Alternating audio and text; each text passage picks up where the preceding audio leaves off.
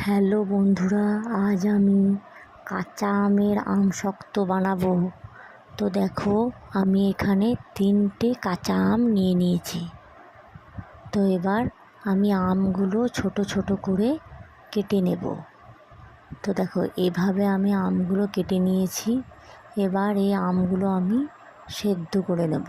তো তার জন্য কড়াইয়ে জল নিয়ে নিলাম অল্প পরিমাণে, খুব বেশি জল দেব না। তো জলের মধ্যে আমি আমগুলো দিয়ে দিলাম। আমগুলো একটু নেড়ে চেড়ে এবার ঢেকে দেব। দেখো, আমগুলো সেদ্ধ হয়ে গিয়েছে। এবার আমগুলো আমি ভালো করে ঘেঁটে ছেঁকে নেব, ছাঁকনিতে করে ছেঁকে নেব। দেখো, ঘাটা হয়ে গিয়েছে আর আমি আমগুলো ছেঁকেও নিয়েছি। তো এবার কড়াইয়ে চিনি দিয়ে দিলাম, চিনির মধ্যে অল্প জল। এবার এটা 10 মিনিট হবে। তো 10 মিনিট হয়ে গেল, চিনিটা গলে গিয়েছে। এর মধ্যে আমি আমটা দিয়ে দিলাম। আমটা দিয়ে আমি নাড়তে লাগলাম।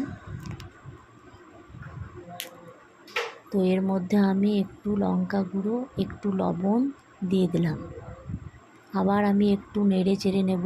একটা দারচিনি দিয়ে দিলাম। তো দেখো, এবার আমটা হয়ে গিয়েছে। একটা থালাতে সর্ষের তেল লাগিয়ে দিলাম। এর মধ্যে আমটা আমি দিয়ে দিলাম। এবার আমি ছাদে গিয়ে রোদের মধ্যে এই আমের থালাটা শুকাতে দিয়ে দিলাম। তো এবার এটা আমি 2 দিন রাখবো রোদের মধ্যে।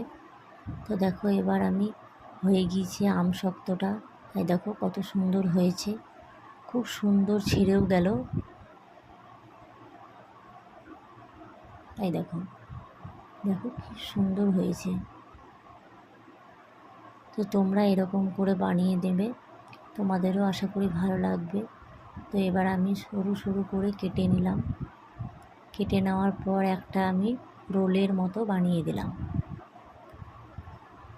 রোলের মতো করে নিলাম। আর কিছুটা আমি চারকোনা চারকোনা করে কেটে নেব। তো দেখো, রোলের মতো সবগুলো আমি বানিয়ে নিলাম। আর কিছুটা আমি চারকোনা মতো কেটে নিয়েছি। তো ভালো লাগলে লাইক করো, সাবস্ক্রাইব করো।